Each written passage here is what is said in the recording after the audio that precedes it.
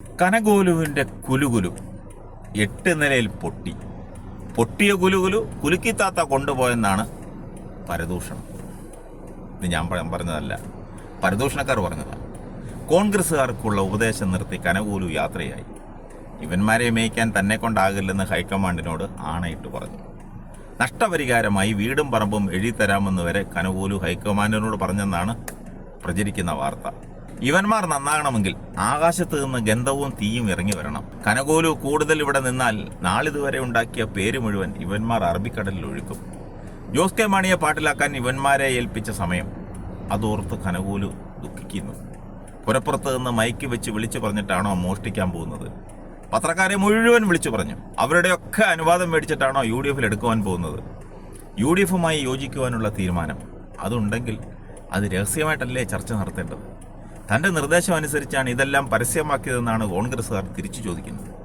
വെടക്കാക്കി തനിക്കാക്കാൻ ഉപദേശം തന്നിട്ട് പണി പാളിയപ്പോൾ ഞങ്ങളുടെ മേക്കിട്ട് കയറുന്നത് എന്ത് കാര്യമെന്നാണ് കോൺഗ്രസ്സുകാർ ചോദിക്കുന്നത്. അതിലൊരു ന്യായമുണ്ട്. ആ പാവങ്ങൾ എന്ത് വിളിച്ചു? ഗുലുഗുലു പറഞ്ഞതുപോലെ തന്നെ ചെയ്തു എന്ന് മാത്രം. ഇരുകൂട്ടരും എന്തെങ്കിലും ഒരു വിധത്തിലുള്ള ഒരു ചർച്ച നടന്നിരുന്നുവെങ്കിൽ അത് പരസ്യമാകുമോ എന്നാണ് രാഷ്ട്രീയ നിരീക്ഷകർ ചോദിക്കുന്നത്.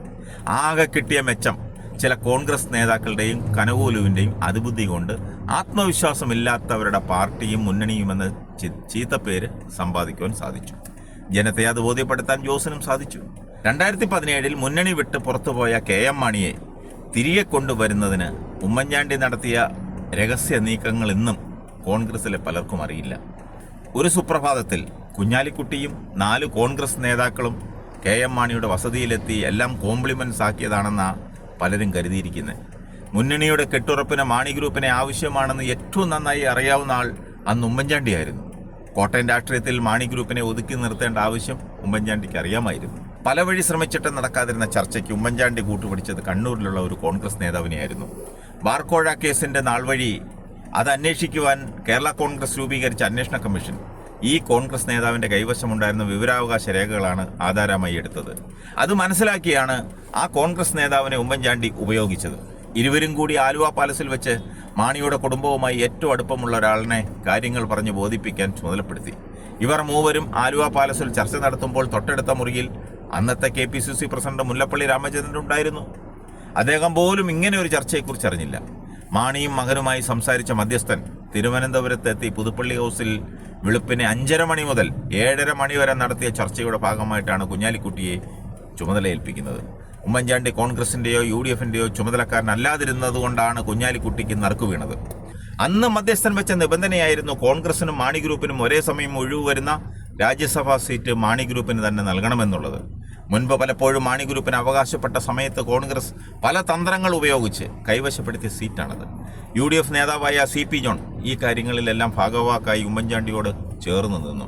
CP ജോണും കൂടി ചേർന്ന് വിളിച്ചുകൊണ്ടുവന്ന് വീണ്ടും മുന്നണിയിൽ കയറ്റിയ മാണി വിഭാഗത്തെ ചവിട്ടി പുറത്താക്കരുതെന്ന് 4 മണിക്കൂർ സമയം നൽകിയാൽ, അതായത് വൈകുന്നേരം 4:30 മുൻപ് പ്രശ്നങ്ങൾ പരിഹരിക്കാമെന്നും CP ജോൺ മുൻകൈയെടുത്ത് ചെന്നിത്തലയോടും ബെന്നി ബെഹനാനോടും പറഞ്ഞു. പക്ഷേ CP ജോണിൻ്റെ വാക്കിന് പുല്ലുവിലയാണ് നൽകിയത്. അന്ന് ജോസിനെയും കൂട്ടരെയും മുന്നണിയിൽ നിന്നും മാറ്റി നിർത്തി.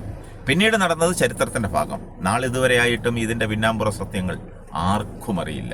അതിലും പ്രാധാന്യമുള്ള ഒരു മുന്നണി മാറ്റം നാട്ടുകാരെ വിളിച്ചു പറഞ്ഞിട്ടാണോ നടത്തുവാൻ പോകുന്നത്? അത് കനകോലുവിൻ്റെ തന്ത്രമായിരുന്നു. വെടക്കാക്കി തനിക്കാക്കുക എന്ന ഒരു പഴയ തന്ത്രം. അത് 8 നിലയിൽ പൊട്ടിയപ്പോഴാണ് പാളയത്തിൽ പടയുണ്ടായത്. അതിനിടയിലാണ് തെരഞ്ഞെടുപ്പിന് മുന്നോടിയായിട്ടുള്ള സർവേ റിപ്പോർട്ടിൽ ശശി തരൂരാണ് യോഗ്യരായി മുഖ്യമന്ത്രി എന്ന് പുറത്തു വരുന്നത്. അത് കോൺഗ്രസിലെ മുഖ്യമന്ത്രി സ്ഥാനാർത്ഥികൾക്ക് മുഴുവൻ തിരിച്ചടിയായി മാറി. ആങ്ങള ചത്താലും വേണ്ടില്ല, നാത്തൂൻ്റെ കണ്ണീര് കാണണമെന്ന രീതിയിലാണ് മുഖ്യമന്ത്രി മോഹികൾ എല്ലാവരും. തരൂരിനെ വലുതാക്കാൻ ഒരു കോൺഗ്രസ്സുകാരനും താല്പര്യമില്ല. ജനത്തിനോ തരൂർ മതി. ഇന്ന് ഏറ്റവും വലിയ പ്രതിസന്ധിയിലാകപ്പെട്ടത് PJ ജോസഫും കൂട്ടരുമാണ്. കടുത്തുരുത്തിയും തൊടുപുഴയുമെങ്കിലും നിലനിർത്തണമെങ്കിൽ മാണി ഗ്രൂപ്പിന്റെ സഹായം അവർക്ക് ആവശ്യമാണ്. ഇന്നത്തെ നിലയിൽ UDFൽ നിന്നാൽ ഇരുവരുടെയും വിജയസാധ്യത തൃശങ്കുവിലാണ്. അത് അവർക്ക് രണ്ടുപേർക്കും നല്ല ബോധ്യമുണ്ട്. ഈ സാഹചര്യത്തിലാണ് 2010 മോഡലെടുത്ത് പ്രയോഗിക്കാൻ ചില വൈദിക ശ്രേഷ്ഠരെ കൊണ്ട് ജോസ് കെ മാണിയെ കയ്യിലെടുക്കുവാൻ PJ ജോസഫ് ശ്രമിച്ചത്. ഒന്നെങ്കിൽ ജോസഫിനൊപ്പം UDFൽ പോവുക, അല്ലെങ്കിൽ ജോസഫിനെ ജോസിനൊപ്പം LDFൽ കൂടെ നിർത്തുക. ഇതായിരുന്നു ജോസഫ് മധ്യസ്ഥന്മാരുടെ മുന്നിൽ അവതരിപ്പിച്ച നിലപാട്.